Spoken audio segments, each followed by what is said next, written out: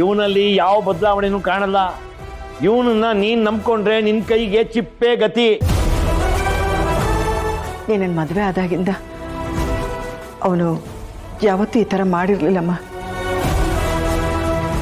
ಇವತ್ತು ಯಾಕೆ ಹೀಗೆ ಮಾಡ್ದ ಅಂತ ಗೊತ್ತಾಗ್ತಾ ಇಲ್ಲ. ಊರಿಗೆ ಬೆಂಕಿ ಬಿದ್ದಿದೆ ಅನ್ಸುತ್ತೆ, ಅದಕ್ಕೆ ಅವನು ತಡ್ಕೊಳಕ್ಕಾಗದೆ ಕುಡ್ಕೊಂಡ್ ಬಂದಿದ್ದಾನೆ.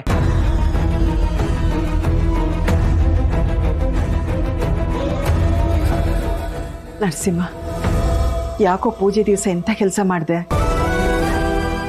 ಯಾಕೆ ಪೂಜೆ ದಿನ ಇಂಥ ಕೆಲಸ ಮಾಡಿದೆ ಅಂತ ಕೇಳೋದಲ್ಲ, ಯಾಕೆ ಪೂಜೆ ದಿನ ಇಂಥ ಕಚ್ಚಡ ಕೆಲಸ ಮಾಡಿದೆ ಅಂತ ಕೇಳು.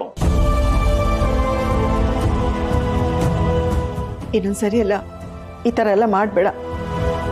ಆಗಿದ್ದಾಗೋಯ್ತು, ಪೂಜೆ ಮಾಡಬೇಕು, ಹೋಗಿ ಸ್ನಾನ ಮಾಡ್ಕೊಂಡು ಬಾ. ಬೇಡ, ಒಂದ್ಸಲ ಮೈಲಿಗೆ ಅಂತ ಅನ್ನಿಸ್ಕೊಂಡವನ್ನ ದೇವ್ರ ಮುಂದೆ ಕೂರ್ಸೋದ್ ಬೇಡ.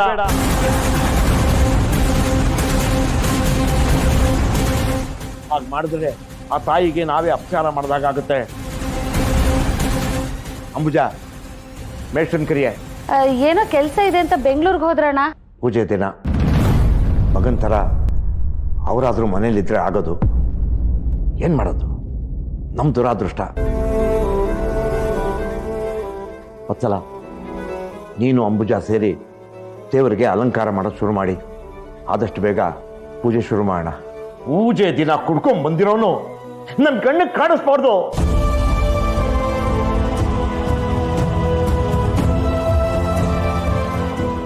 ಅದಕ್ಕೆ ಏನ್ ನಿಂತ್ಕೊಂಡು ನೋಡ್ತಿದ್ದೀರಾ? ಬನ್ನಿ, ನಾವು ಪೂಜೆ ತಯಾರಿ ಮಾಡ್ಕೊಳ್ಳೋಣ. ಲವ್, ಅಣ್ಣ ಹೇಳಿ ಕೇಳಿಸ್ತು ತಾನೆ? ಕಣ್ಣಿಗೆ ಕಾಣಿಸ್ಕೋಬೇಡ, ಅಲ್ಲೇ ಬಿದ್ದಿರು ನೀನು. ಬನ್ನಿ ಅದಕ್ಕೆ.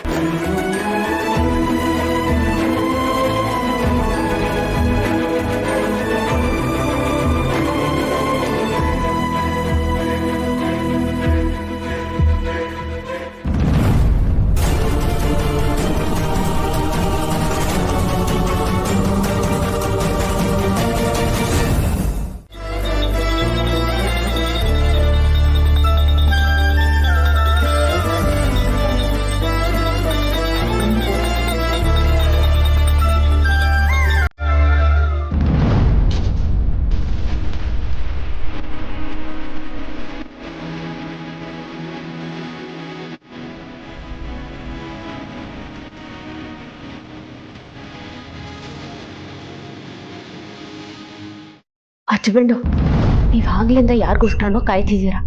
ಯಾರು ಅಂತ ಹೇಳಿ.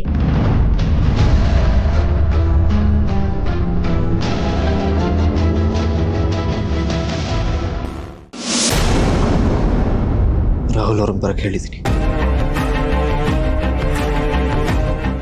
ಏನ್ ಹೇಳ್ತಿದ್ದೀರಾ ಹಚ್ಬಂಡು? ರಾಹುಲ್ ಅಣ್ಣ ಇಲ್ಲಿಗೆ ಬರ್ತಿದಾರ? ನಾನೇ ಕರ್ಸ್ಕೊತಾ ಇದ್ದೀನಿ. ಯಾಕೆ?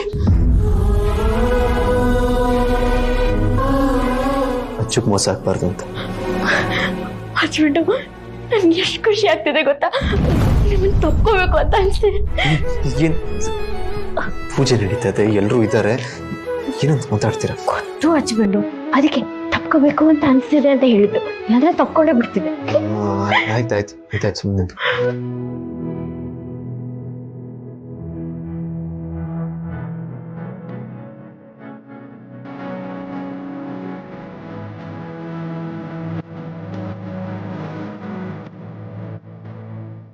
ಅರ್ಚಕರೇ, ವರಮಹಾಲಕ್ಷ್ಮಿ ಪೂಜೆನ ತುಂಬಾ ಚೆನ್ನಾಗಿ ಮಾಡಿದ್ರಿ. ಹಾಗೆ ಲಗ್ನ ಪತ್ರಿಕೆ ಬರೆಯೋ ಶಾಸ್ತ್ರನೂ ಶುರು ಮಾಡೋಣ. ಆಗ್ಬೋದು ರಾಯ್ರೆ.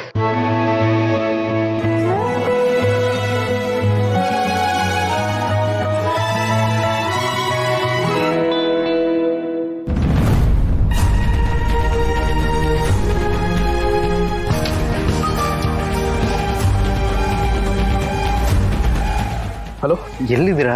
ನಿಮ್ಮ ಮನೆ ಹತ್ರದಲ್ಲೇ ಇದೆ. ಇನ್ನೆಷ್ಟೊತ್ತಾಗತ್ತೆ? ಇನ್ನೊಂದು 5 ನಿಮಿಷ ಆಗ್ಬೋದು. ಸರಿ, ಬೇಗ ಬನ್ನಿ. ಓಕೆ ಸರಿ.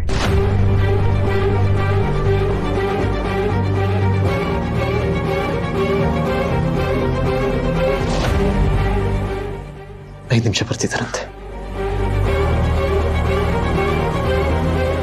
ಖಂಡಿತ ನಿನ್ನ ಆಸೆ ಈಡೇರಲ್ಲ ಚಿರು. ಯಾಕಂದ್ರೆ ಯಾವ ಕಾರಣಕ್ಕೂ ಆ ರಾಹುಲ್ ಈ ಮನೆ ಒಳಗೆ ಕಾಲಿಡಲ್ಲ. ಇವತ್ತಿಗೆ ಅವನ ಆಯಸ್ ಮುಗಿತು.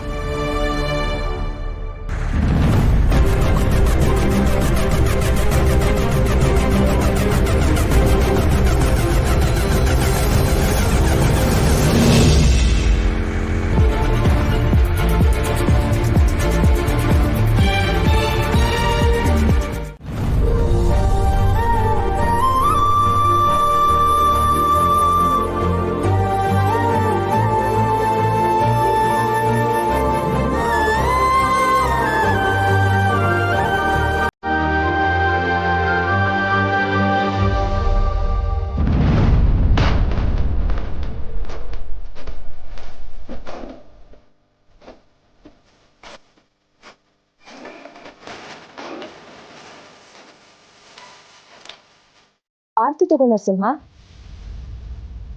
ಬಿಡು, ಆಗ್ಲೇ ಮಹಾಮಂಗಳಾರತಿನೇ ಆಯ್ತಲ್ಲ.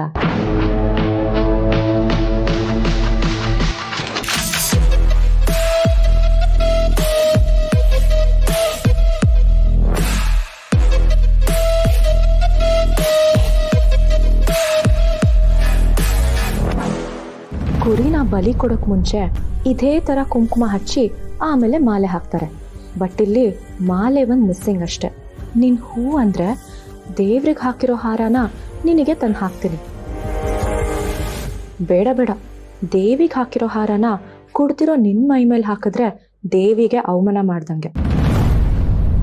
ಸದ್ಯಕ್ಕೆ ಆರತಿ ಕೊಟ್ಟಿದ್ದೆ ಹೆಚ್ಚಾಯ್ತು ಅಲ್ವಾ?